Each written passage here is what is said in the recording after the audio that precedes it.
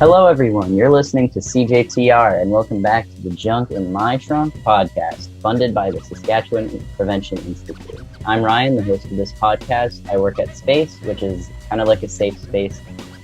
It's like a community hub in Regina for LGBTQ plus youth. You might notice we usually have Nate here as a second host, but he had to take a break from the podcast, so it's just me for this episode.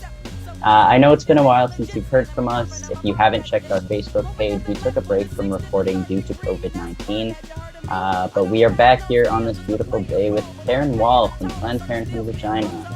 A self-professed queer nerd, Taryn has a background in science after studying biology at the University of Regina and working in a bacterial genetics lab.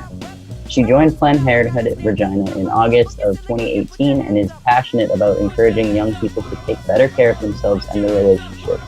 Taryn loves to discuss the connections between mental and sexual health and to share resources that help people find the help they need. On today's episode, we will be talking about safe sex for all body types, STIs, stigma, and sexual communication skills. So keep listening to hear all about it. If you haven't seen our first two episodes, they are on our YouTube channel and CJTR's website, so be sure to check them out. And also check out our Facebook page to stay updated.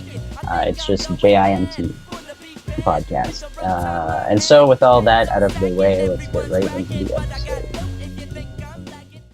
We are lying. Not actually, but all right. Hey, Taryn, welcome to the show. Hi, Ryan. Thanks for having me. Of course, no problem. So we're just going to hop right into the questions here. And the first one we have is kind of a big question. So what is the importance of safe sex, and what are people putting themselves at risk for if they have unprotected sex? Okay. Yeah, it's a big, broad one. I want to start off by saying that I myself am not an expert on sexually transmitted infections. I'm not a medical professional or a healthcare provider, but my experience working at a sexual health clinic and as an educator has given me some insight and hopefully a perspective that's helpful to share. For sure. One of the things that I learned early on in my work was a lot of educators recommend using the term safer sex instead of safe sex because, safer feels more accurate. It refers to trying to lower our risk and our partner's risks of contracting infections. So, definitely. Yeah, I think it's important because a sense of safety contributes to pleasurable sexual experiences and just greater health overall. I think if people aren't aware of infections, they're putting themselves at risk for physical health problems and also mental health problems.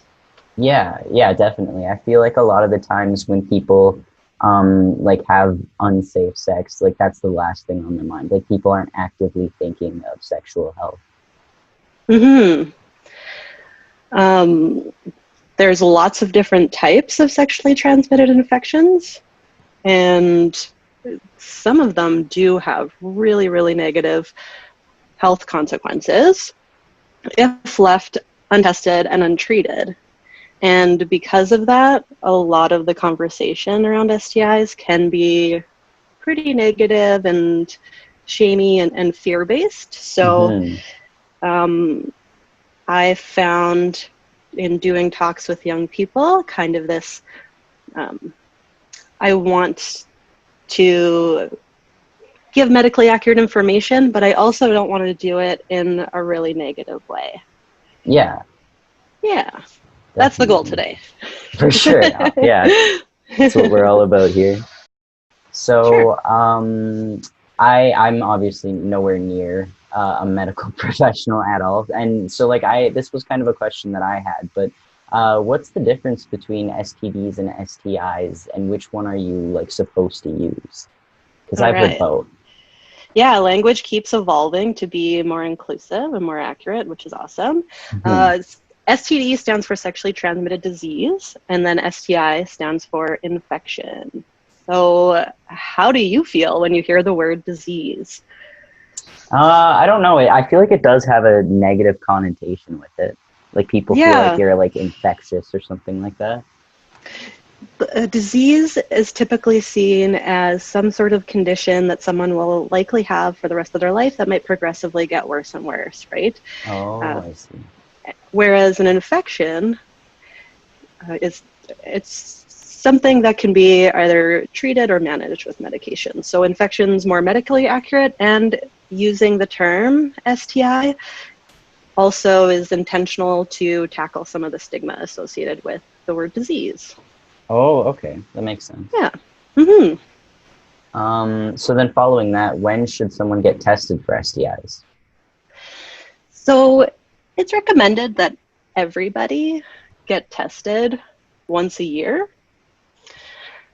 And then I also recommend that folks get tested when a relationship ends, so they can have peace of mind going into their next relationship and can share that information with new partners.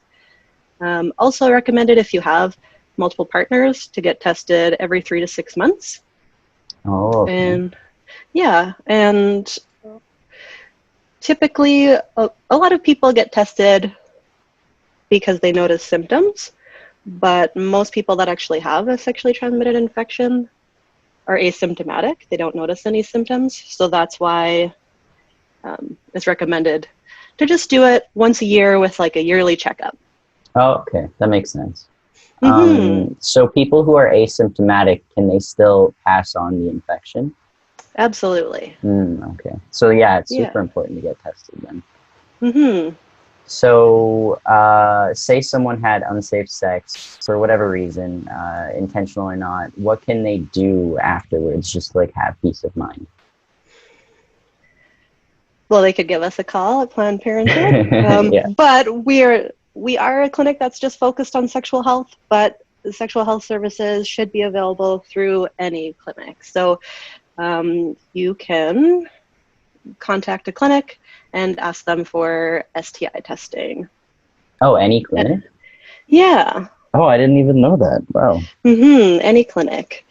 And if there is the possibility of a pregnancy, then you can contact us for emergency contraception like Plan B or a copper IUD, or you can go to any pharmacy and request that as well.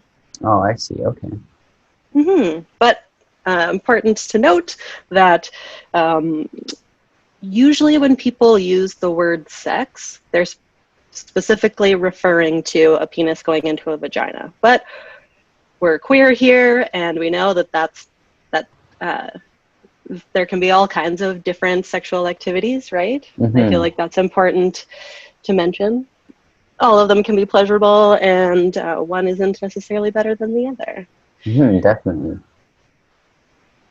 I feel like a lot of sex education has focused on just penis and vagina sex. Oh, And absolutely. and I think it kind of skews a lot of ideas and attitudes about sexuality. So I feel the need to point that out. It's very Yeah. true. I'm here. All right. So then following that, what is contact tracing? Okay, so contact tracing is done through public health. When someone goes to get STI testing done, which can include peeing into a cup, getting blood drawn, and even swabs, although not right now because of COVID-19. Right. Our provincial lab has all of the swab testing is dedicated to COVID testing. But normally you can get swab tests done for things like anal sex and oral sex. Anyways,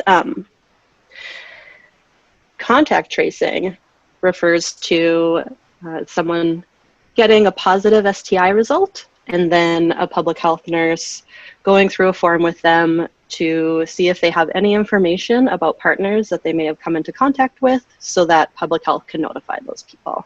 Oh, I see.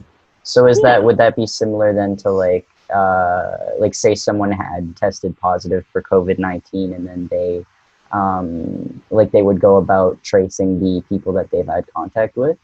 Yes, exactly. Oh, okay. So it's not Hmm. just STIs, then it can be any. Yeah, it's a public health measure for Okay, infectious diseases. Yeah.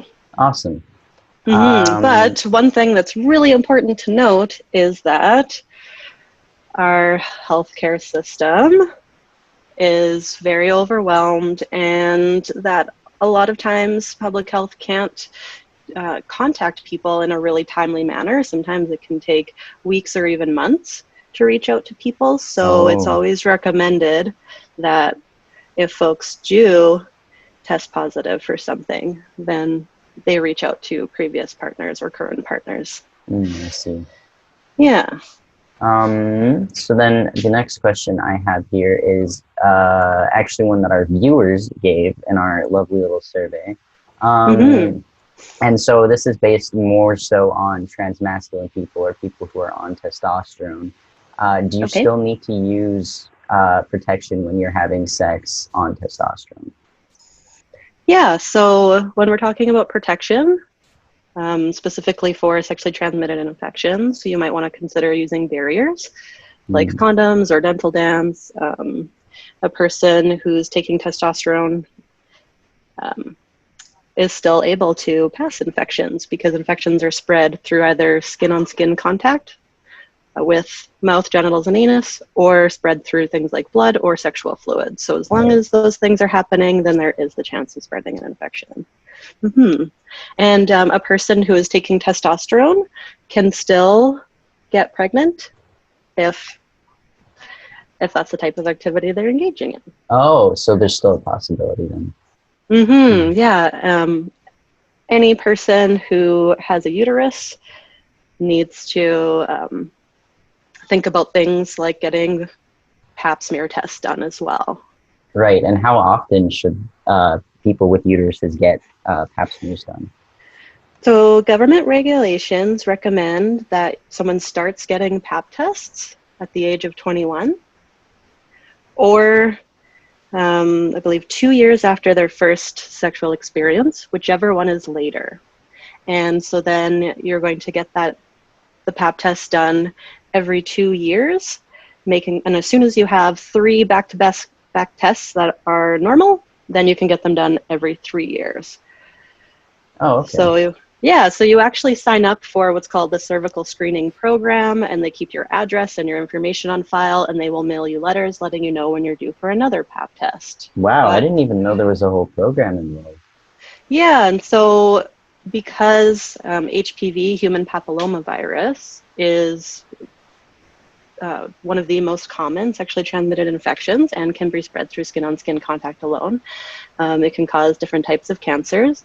And so there's a huge program to try to help people get pap tests and catch it early so it can be treated before it actually develops into Oh, cancer. right. Yeah, that makes sense then. Yeah, the virus can cause the cells to divide really rapidly. I So didn't know that. I like remember getting vaccinated for it in like elementary school, but I didn't even know it was it could cause cancer. yeah, I'm glad you mentioned that. So folks of all genders get the Gardasil 9 vaccination now in grade 6. But for people who are older who maybe didn't receive that vaccination, they have to pay out of pocket. So Really? Oh. yeah, some insurance plans don't really cover Hmm. it, but that's definitely something that we recommend people come and see us because with HPV, there's over 100 different strains, and that vaccine can prevent you from contracting the ones that can lead to genital warts and certain types of cancer. So, and because you don't know um,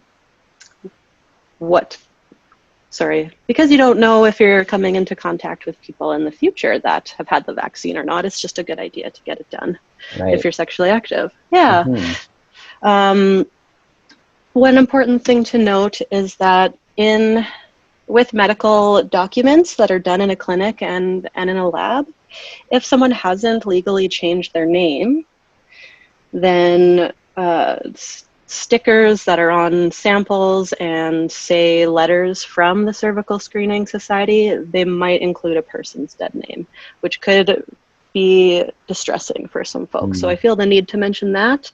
At Planned Parenthood, when people come to us, we do our best to be really affirming and a safe space. So we will put people's real name in brackets and include that on forms and Oh, that's documents. awesome. And yeah, and then we do try to let. I wish more places would do that. It's Mm-hmm. it can really like make the most difference even.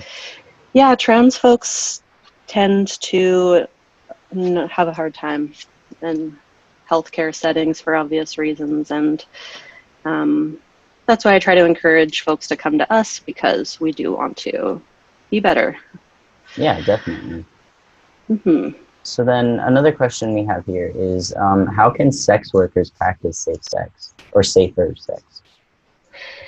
Yeah, so honestly, just like anyone else, through using barriers, through getting regular testing.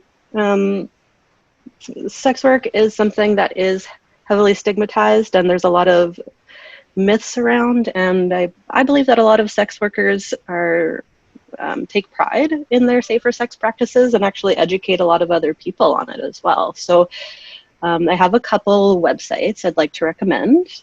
There is one called safersexwork.ca. That's by Piers in Victoria. There's also maggiestoronto.ca by the Toronto Sex Workers Action Project. And so those, both of those agencies were created with and by sex workers. And so they talk a lot about safer sex practices and some of the physical and mental and emotional health aspects of sex work. And they do a lot of work to for advocacy and trying to tackle some of that stigma in our society. That's awesome. Mm-hmm. Wow, yeah, like I didn't even know most of this stuff. That's crazy. I'm so glad that organizations like that exist, because like just imagine how many people there are. Yeah, a lot of people have negative attitudes towards sex work, but one of the things that, well, Planned Parenthood as an organization aims to be sex positive and non-judgmental, which means that we don't place any sort of moral judgment on a person's sexual interests or activities or experiences. And the only things that we care about is that there's consent, well-being, and pleasure involved. And I mean, the reality is that some people are sex workers for survival, and some people who are sex workers do experience abuse. And I think a lot of that abuse is perpetuated because of the stigma in our society and because it's been criminalized. So Yeah, it really has.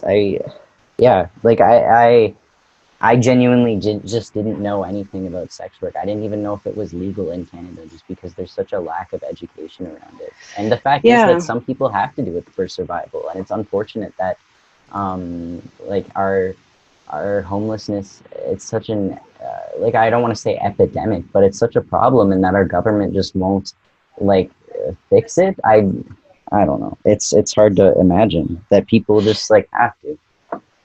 Mm-hmm. Yeah, working at Planned Parenthood has really opened my eyes to a lot of different things, especially social justice issues and kind of the way the healthcare system is, and a lot of politics in our country. And yeah, we could probably talk for hours about that. Yeah. I'm by no means an expert, but these conversations are really important. And there's a lot of people who do sex work by choice and enjoy it. And yeah, I kind of think of it as, so I used to work in the trades, and I was working in a mine, and that put a really heavy toll on my body, and I hated that job. And, you know, I was putting my body at risk and doing heavy labor for a paycheck. And you could look at sex work similarly. Yeah, definitely. And who gets to decide which one is morally superior? Yeah, exactly. Yeah. So, kind of straying from that topic a little bit. This is another question from our amazing fans. What is the difference between HSV 1 and 2, and what does that mean in general? What is that? Okay. So HSV stands for herpes simplex virus. And viruses can have different strains, different variations in their genetic code. So there's type 1 and type 2, which are different variations. So type 1 is mainly transmitted through oral to oral contact, but it can also cause genital herpes through oral to genital contact. And then type 2 is almost exclusively transmitted through genital to genital contact. So herpes can cause an outbreak of sores. I don't know if you ever, a lot of people have cold sores or have seen them, and so that's typically type 1. Oh, okay. It's incredibly common, but herpes tends to have a huge stigma associated with it. It seems to be one that folks are really scared of. There's no cure for it. It can cause a recurring outbreak of sores, but most people who have herpes are completely asymptomatic and never know that they have it. Oh, that's awesome. So the World Health Organization estimates that for the world population, people under the age of 50, 1 in 5 will have type 2, and 3 in 5 will have type 1. Wow. Yeah, that's really high. So because it's spread through skin-on-skin contact, through mouth, anus, and genitals, it's one that can be really easily spread. People are most contagious when they have that outbreak of sores, but there's still something called asymptomatic viral shedding where it can be spread without people ever having the sores present. Yeah, so it's one of those things. I have a story about herpes if you'd like to hear it. Yeah, for sure. We get busy at Planned Parenthood, and I try to help out by answering the phones at reception sometimes. And I remember one day a young person called and they wanted to get STI testing, and they were whispering to me, and they seemed kind of nervous about it. So I was trying to help them feel more comfortable, and they said to me, "But I'm not one of those people." And it kind of caught me off guard because I've been working here for so long and consider myself to be sex positive. And I just blurted out, "What people, sluts?" Oh my God. Yeah. And it was, we ended up having a really great conversation about shame and stigma and all of those things. And the word slut is used specifically towards women as a weapon to shame them for wanting to enjoy sexual experiences. And so that's something that I'm pretty passionate about. Yeah. And that same day, actually, I got a phone call from someone. It was a woman who was in their 50s, and they had just tested positive for genital herpes, and they were incredibly distressed because she was married, had been in a long-term relationship, and she thought that testing positive for herpes meant that her partner had cheated on her. And the doctor that she saw wasn't as reassuring, or didn't give enough information, or wasn't able to address the concerns at that time. And she wanted to come to us. And our practitioner actually was able to see her and explained that the way herpes works is someone could have it for years, even decades, and never have an outbreak. Really? And so it's not necessarily proof of being cheated on. And because this woman was in her 50s and experiencing menopause, when someone goes through that, they can actually have their immune system suppressed, which could trigger an outbreak. Yeah. Yeah, that makes sense. So those are things that when you learn about how infections work and how our bodies work, and then you see some of these myths and a lot of this stigma, it just kind of really shakes things up a bit. Yeah, definitely. So we have about 2 minutes here left. So our last kind of big question, just to wrap everything up, is why do you think there's so much stigma around sex and talking about sex? Yeah, I would love to hear what you have to say about this as well. Personally, as someone who used to be religious, I think that a lot of the Christian and Catholic roots of our society cause a lot of that sex negativity. our culture is so hypersexual with in media, with pornography, with advertising. I'm not saying that I'm for or against porn, by the way, but I just feel the need to mention that. No, I agree. Our society is so hypersexual, but there's still a lot of judgment around it, wanting to control people's lives and choices and bodies. And so many people have a lot of ideas that I think kind of get passed down through generations to be ashamed of our bodies. And I think a lot of it does have to do with religious roots. Yeah, I feel like my stance on it, I feel like a lot of it comes from like just a lack of education. And then also a lot of it comes from like wanting to police women's bodies, which is like really rank. Because like there's all this stuff about certain politicians that have like these huge allegations of pedophilia against them, and like people just don't care. But then when it comes to policing women's bodies, people are all over it. So I feel like a lot of it Absolutely. I'm comes from so glad that. that you mentioned that. Yeah, Yeah. that's huge. And also you look at, especially in the States, how many Republican politicians are passing anti-LGBTQ legislation. Meanwhile, Hmm. they're getting blowjobs from sex workers in airport bathrooms. So Yeah, exactly. that are the same sex as them. So yeah, there's a lot of hypocrisy there, and it does come down to trying to control other people and moral superiority and a whole bunch of things that we could probably talk about for an hour. Yeah, definitely.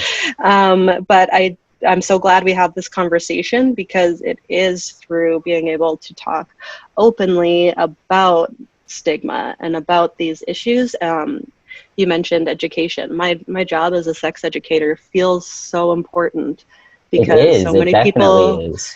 so many people don't know. And when we're talking about safer sex, I believe that when it comes to feeling good in our bodies and enjoying sexual experiences and even dating and relationships, anxiety is a huge thing that can impact us. And so that's why I just always encourage people, reach out for help, ask questions, be curious, get the information that you need to make choices for yourself, because there are people out there who give a shit and who know what they're talking about, and everybody deserves that Yeah, education. definitely. Mm-hmm. Well, that's a great note to end on. So we are pretty much out of time here. But thank you so much. And I really appreciated this conversation. I learned so much. And yeah, just thank you so much to you and to Planned Parenthood Regina for all the great work you guys are doing up there. And yeah. Yeah, thank you, Ryan. I really value all the stuff that you had to share as well. And I want everybody who listens to this and everybody at Space and Your Pride to know that if navigating the healthcare system feels like a challenge for you specifically because of your sexual orientation or your gender identity, please reach out to me, Taryn at ppregina.com, or give our office a call, and we'll do our best to help you. Awesome. Thank you so much, Taryn. Have a great You rest of are your day. welcome. Thanks, you too. So that's all the time we have for today, but thank you so much for watching. I'd also just like to acknowledge how long we've been gone, and I'd like to thank you, the audience, for sticking with us and supporting us through these tough times, as well as the SK Prevention Institute and CJTR for making this podcast possible and just like giving us the time we need to, deal with COVID and stuff like that. So that's all for today. Be sure to tune in next time and check our Facebook for updates of when the next episode will be up. So that is all. Thank you. Bye.